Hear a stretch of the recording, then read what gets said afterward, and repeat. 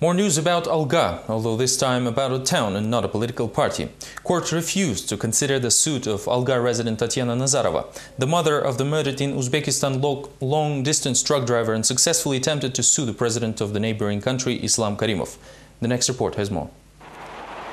Kazakh judiciary clarified that it is not in their competence to consider cases against the president of Uzbekistan, Islam Karimov, and approval from the Uzbekistan embassy is needed in order to do so. The second defendant in women's suit is the Kazakh Internal Affairs Ministry. The case will be heard in Astana, where the defendant is located. Previously, a long-distance truck driver Nazarov went to Uzbekistan together with 30 other drivers who were later convicted for the theft of scrap metal. Nazarov died in the Uzbek prison, and his mother claims that her son was murdered. Nevertheless, Uzbek authorities and local police did nothing about the situation.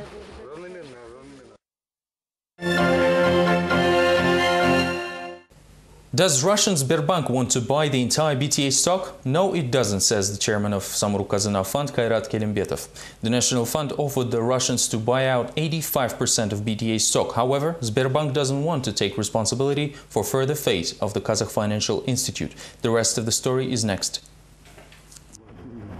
Russian Sberbank offers to repurchase only a half of BTA stock. Foreign Financial Institute disagrees with the proposal of Samruk-Kazyna Fund to buy the entire national package, which equals to 85%. The Russians do not want to be responsible for the further fate of the Kazakh bank.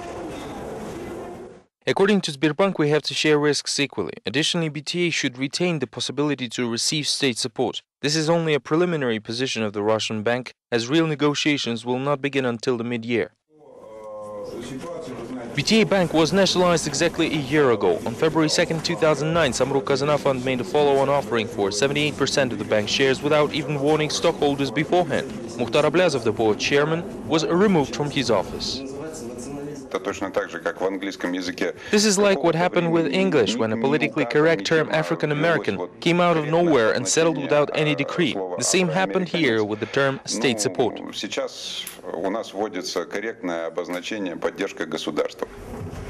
1 year later, Deputy Director of KZ rating agency Denis Rybalkin discussed the outcome of BTA's nationalization. He says that 80% of inactive credits as well as negative capital are the poor results of a year worth work.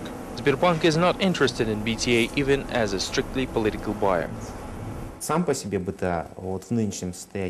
one is interested in BTA in its current condition because it doesn't represent any income or property. It only represents debt repayment commitment that the bank currently holds. Meanwhile, Russia intends to privatize Sberbank's state share. This proposal was made by the Financial Institute's president, German Gref.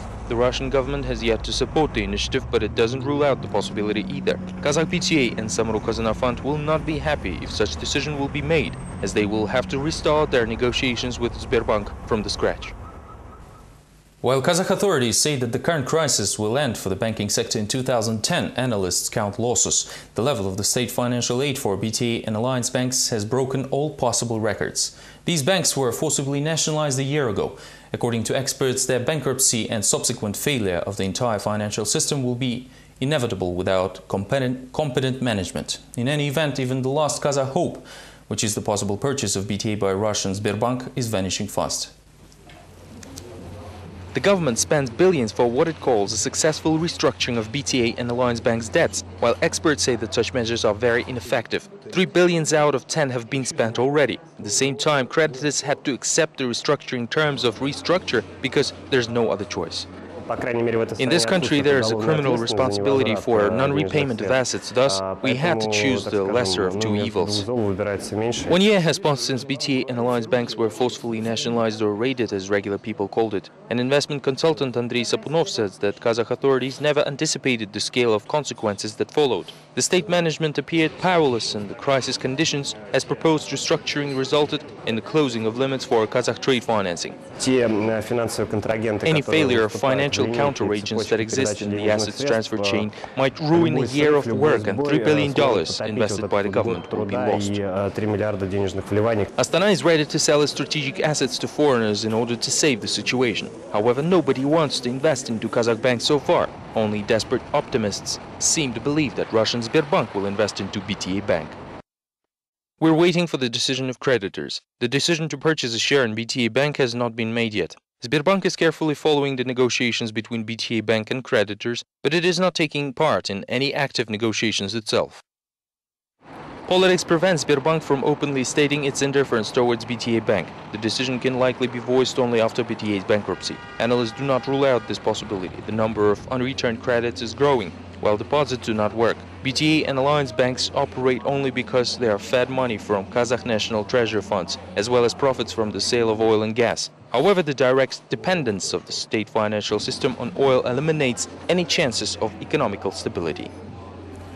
New emergency in Solnichny village in East Kazakhstan region. Information agency Kaztag reported that 9 convicts of the OV-156/17 colony attempted to mutilate themselves in protest of illegal plans of the colony's administration. Penal colony OV-156/17 is the only one in Kazakhstan housing former security officials. According to the source, prisoners mutilated themselves in protest against the illegal plan to transfer them to the so-called Black Zone, a regular colony where common convicts serve their terms. The Penal System Committee, however, denies both the transfer to another colony and the reported mutilation. Who told you that? Everything is fine. I personally just came from there. The situation is stable. I officially tell you that as the head of the colony. These were the main news for February the 2nd. Thank you for being with us. Goodbye.